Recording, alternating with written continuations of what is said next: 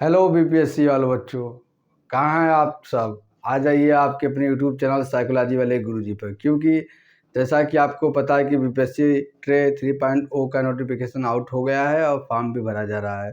अगर आपने अभी तक फार्म नहीं भरा है तो आप फार्म भर दे दीजिए। और दूसरा काम आपका है क्या, तैयारी कराने का। तो आपके अपने यूट्यूब चैनल साइकोलॉजी वाले गुरुजी पर ऑलरेडी क्लास स्टार्ट हो गया है बीपीएससी ट्रे 3.0 पीजीटी साइकोलॉजी का। तो आप सभी लोग जल्दी से चैनल को ज्वाइन कर लीजिए और ज़्यादा से ज़्यादा शेयर कीजिए अपने उन मित्रों के साथ जो बीपीएससी पीजीटी साइकोलॉजी का पेपर देने वाले हैं। तो आज के क्लास में हम जिस महत्वपूर्ण टॉपिक के बारे में बात करेंगे वो है मनोविज्ञान का परिचय, जिसको हम इंग्लिश में बोलते हैं इंट्रोडक्शन टू साइकोलॉजी।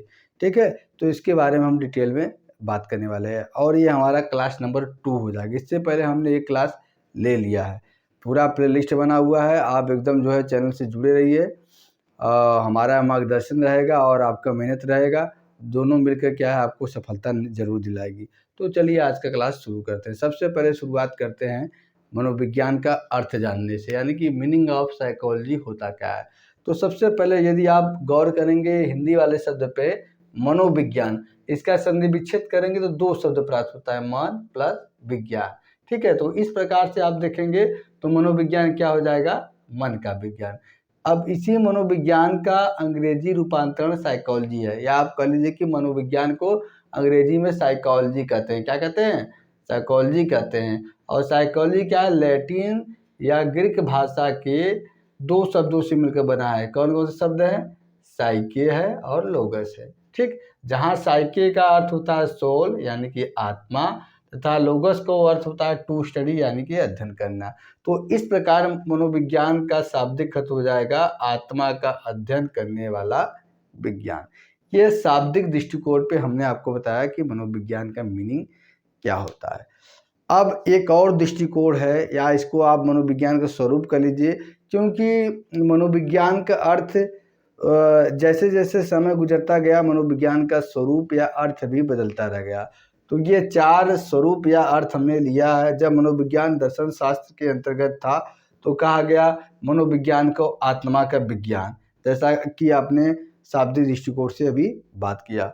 और आत्मा का विज्ञान कहने वाले जो मेन समर्थक है अरस्तु, सुकरात, हिप्पोक्रेट्स है इत्यादि हैं। इन सभी मनोवैज्ञानिकों ने कहा कि मनोविज्ञान क्या है, आत्मा का अध्ययन करने वाला विज्ञान है। क्यों, क्योंकि हर व्यक्ति के अंदर एक अंतर आत्मा होती है। जब वह कोई सही गलत काम करता है तो उसे वो सिग्नल देती है। ठीक है, तो इस प्रकार से मनोविज्ञान क्या है, आत्मा का अध्ययन करने वाला विज्ञान है। जब मनोविज्ञान दर्शन शास्त्र का एक भाग था।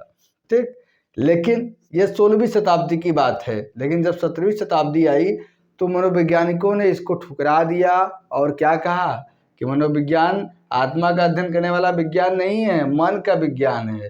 ठीक है, क्योंकि आत्मा का हम क्या है उसका प्रयोगात्मक अध्ययन नहीं कर सकते हैं। ठीक है, तो मन का विज्ञान है। मन का विज्ञान कौन कहा था, थॉमस रीड महोदय ने कहा था। ये क्या है कि व्यक्ति, थॉमस रीड महोदय ने कहा कि मनोविज्ञान क्या है, मन का विज्ञान है।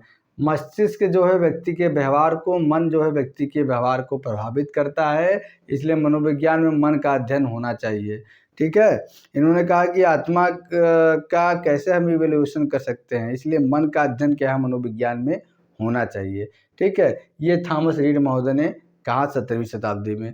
अब जब 18वीं शताब्दी आया तो मनोवैज्ञानिकों ने क्या है आत्मा का कहा कि मनोविज्ञान न तो आत्मा का विज्ञान है न मन का विज्ञान है, बल्कि क्या है मनोविज्ञान चेतना का विज्ञान है। और इसी समय क्या है मनोविज्ञान को प्रयोगात्मक मनोविज्ञान का दर्जा भी प्राप्त हुआ। इसमें मुख्य रूप से टीचनर महोदय थे, विलियम जेम्स महोदय थे और विलियम वुंट महोदय मुख्य रूप से प्रमुख थे। इन्होंने कहा कि मनोविज्ञान व्यक्ति के चेतन प्रक्रियाओं का अध्ययन करने वाला विज्ञान है, यानी कि व्यक्ति वर्तमान समय में उसके चेतना में जो कुछ भी प्राप्त है उसके वो दिमाग को प्रभावित करता है। इसलिए मनोविज्ञान व्यक्ति की चेतन प्रक्रियाओं का अध्ययन करने वाला विज्ञान है। और चेतना में 3 चीज़ें इन्होंने बताया, पहला संवेदना, दूसरा भाव, तीसरा प्रतिमा। जब किसी उद्दीपक या व्यक्ति या वस्तु को हम देखते हैं तो सबसे पहले संवेदना हमारे मस्तिष्क में जाती है, फिर उस वस्तु या व्यक्ति से संबंधित भाव हमारे मन में उत्पन्न होता है, फिर उसके बाद उसका इमेज क्या है हमारे दिमाग में बनता है। लेकिन आगे चलकर इसको भी नकार दिया गया। क्यों नकार दिया? क्योंकि अगर मनोविज्ञान को विज्ञान का दर्जा प्राप्त कराना है तो मनोविज्ञान को प्रयोगात्मक विधि का पालन या अनुसरण करना होगा, और हर चीज़ जो उसकी विषय वस्तु है उसका क्या है, प्रयोगात्मक अध्ययन करना होगा। इसलिए चेतना का संभव नहीं था प्रयोगात्मक अध्ययन करना, इसलिए मनोवैज्ञानिकों ने इसको भी टाल दिया। और 19वीं शताब्दी में जब ये वाटसन महोदय आए, इन्होंने कहा कि मनोविज्ञान न आत्मा का विज्ञान है, न मन का विज्ञान है, न चेतना का विज्ञान है, बल्कि क्या है, मनोविज्ञान व्यवहार का विज्ञान है। क्योंकि व्यक्ति के व्यवहार को हम आसानी से क्या है, ऑब्जर्व कर सकते हैं, निरीक्षण कर सकते हैं, और उसका अध्ययन भी हम आसानी से कर सकते हैं। इसलिए मनोविज्ञान क्या है, व्यक्ति के व्यवहार का अध्ययन करने वाला विज्ञान है। तो ये मनोविज्ञान का जो बदलता स्वरूप है, कहाँ से शुरू हुआ है, आत्मा के विज्ञान से शुरू हुआ है, और वर्तमान में क्या इसकी विषय वस्तु है, मनोविज्ञान व्यवहार का विज्ञान है। तो ये बात रहा मनोविज्ञान का अर्थ। अब हम बात करेंगे कि मनोविज्ञान की परिभाषा क्या है। सबसे पहला हमने वाटसन महोदय का ही परिभाषा लिया। देखिए, मनोविज्ञान व्यवहार का शुद्ध विज्ञान है। ये कहते हैं कि psychology is the pure science of behaviour. मतलब इनका जो मुख्य विषय वस्तु ये कहते हैं कि मनोविज्ञान व्यक्ति के व्यवहार का शुद्धतम रूप में अध्ययन करने वाला विज्ञान है। यानी कि व्यवहार के अलावा कोई और तत्व नहीं है, व्यक्ति के व्यवहार का अध्ययन करने वाला विज्ञान है। वुडवर्थ कहते हैं कि मनोविज्ञान संबंधित वातावरण जिसमें व्यक्ति रहता है, उस वातावरण में व्यक्ति जो क्रिया करता है, अनुक्रिया करता है, उसका अध्ययन करने वाला विज्ञान है। हेलगार्ड कहते हैं कि मनोविज्ञान को उस विज्ञान के रूप में परिभाषित किया जा सकता है जो मानव तथा अन्य पशुओं का अध्ययन करता है। यानी कि मानव तथा पशुओं का अध्ययन करने वाले विज्ञान को हम मनोविज्ञान कहते हैं। बोरिंग कहते हैं मनोविज्ञान मानव की प्रकृति का अध्ययन है, मानव के नेचर का अध्ययन है, स्वभाव का अध्ययन है, टेम्परामेंट का अध्ययन है। ठीक है, तो ये बात रहा कुछ परिभाषा के बारे में। अब हम बात करते हैं कि इंपॉर्टेंस ऑफ साइकोलॉजी। देखिए, वर्तमान परिप्रेक्ष्य में अगर मैं बात करूं तो मनोविज्ञान की उपयोगिता बहुत ज़्यादा है, और ये दिनों दिन बढ़ती ही जा रही है। इसके ब्रांचेज जिस तरह से बढ़ रहे हैं, जो ब्रांचेज है, वैसे वैसे क्षेत्र में उसकी क्या है, उपयोगिता भी बढ़ती जा रही है। कुछ हमने यहाँ पे प्रमुख आपके लिए यहाँ पे आपको बताने के लिए लिया है। नहीं तो इसकी उपयोगिता और महत्व जो है, अगर मैं आपको गिनाना चलूँ तो कम से कम 100 उपयोगिता और महत्व जो मैं आपको पॉइंट आउट कर सकता हूँ। सबसे पहला है कि मानव व्यवहार की समझ कैसे होगा। मनोविज्ञान व्यक्ति के व्यवहारों का अध्ययन करने वाला विज्ञान है। तो मनोविज्ञान पढ़ने वाला व्यक्ति या मनोविज्ञान को जानने वाला व्यक्ति क्या है, मानव व्यवहार को भी अच्छे से समझ जाता है, अच्छे से जान जाता है। दूसरा है मानसिक स्वास्थ्य में सुधार। मानसिक स्वास्थ्य में कैसे सुधार होगा, आप जान लेंगे कि मेंटल हेल्थ क्या होता है, मेंटल हेल्थ में कौन सा दशा है, इसको प्रभावित करते हैं, इसके निर्धारक क्या है, कारक क्या है, मेंटल इलनेस क्या है, सभी चीज़ों की जानकारी मनोविज्ञान में होती है। तो इस प्रकार से आप क्या है, ये भी जान लेंगे कि कैसे इसको सुधारें, तो आप मानसिक स्वास्थ्य में आपका ऑटोमेटिक सुधार हो जाएगा। तीसरा है रिश्तों को मजबूत रखना। इसमें जो है मनोविज्ञान में काउंसलिंग साइकोलॉजी है, गाइडेंस एंड काउंसलिंग साइकोलॉजी है, और रिश्ते से संबंधित भी कई चीज़ें इसमें पढ़ाई जाती है, जिससे क्या है उसका अध्ययन करके व्यक्ति क्या है रिश्ते को अपने बेहतर तरीके से संभाल सकता है, हैंडल कर सकता है। क्योंकि मनोविज्ञान पढ़ने वाला या जानने वाला व्यक्ति के अंदर एक इंसाइट डेवलपमेंट होता है, जिससे क्या है वो अन्य लोगों से अलग दिखता है समाज में, जैसे बाकी लोग होते हैं उससे थोड़ा वो ज़्यादा समझ रखता है।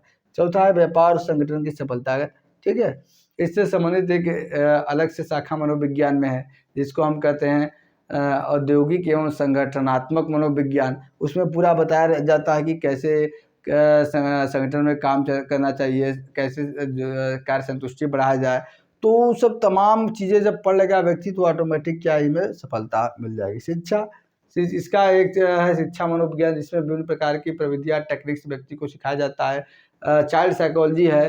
ठीक है, वो हर चीज़ मतलब बच्चे के जन्म से लेके व्यक्ति की मृत्यु तक की जो भी जीवन प्रणालियाँ हैं, सभी चीज़ों से संबंधित एक अलग शाखा मनोविज्ञान में है, और उस सब का अध्ययन कराया जाता है बहुत ही बारीकी से। ठीक, स्वास्थ्य सेवाएं, आप जानते हैं कि जिस प्रकार से शरीर में कौन रोग होता है तो क्या होता है कि डॉक्टर आप जाते हैं हॉस्पिटल में इलाज कराते हैं, उसी प्रकार दिमाग में कोई रोग होता है तो क्या है मेंटल हॉस्पिटल में जाते हैं। तो इसमें एबनॉर्मल साइकोलॉजी, क्लिनिकल साइकोलॉजी, दो ऐसी शाखाएं हैं जो प्योर क्या है इससे रिलेटेड है मेंटल इलनेस से। तो क्या है स्वास्थ्य सेवाएं भी बेहतर ये करता है।